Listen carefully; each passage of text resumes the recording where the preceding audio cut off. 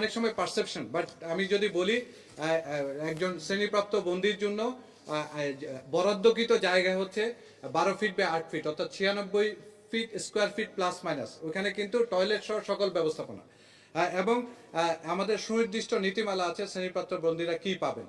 So আসলে এটা খুবই উদ্বেগের বিষয় যে অনেকে হয়তো ভাবছেন যে হয়তো কেউ বলছেন যে রাজকীয় হালে আছেন। ওই রাজকীয় হাল কিন্তু সেই 96 বর্গ স্কোয়ার ফিটের মধ্যেই কিন্তু।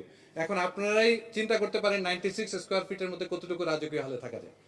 সরকারি গেজেটের অফিসার যারা আছেন ওনাদের জন্য আমাদের একটা সুনির্দিষ্ট বা একটা অর্ডার আছে এবং প্রেক্ষিতে ওনারা সরাসরি ডিভিশন যখন কারাগারে আসেন তখনই ডিভিশন পেয়ে যান।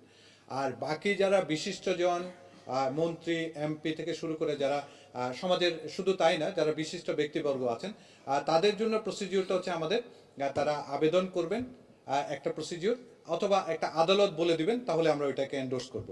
আর যাদেরকে আদালত বলবেন না তাদের ব্যাপারে হচ্ছে তারা আবেদন করলে ওই আবেদন আমরা বেসিক্যালি ডিস্ট্রিক্ট ম্যাজিস্ট্রেট অর্থাৎ ডিসি অফিসে প্রেরণ করি এবং ওইখান থেকে অ্যাপ্রুভ হয়ে আসলেই কিন্তু আমরা শুধুমাত্র তাদেরকে ডিভিশন প্রদান করি।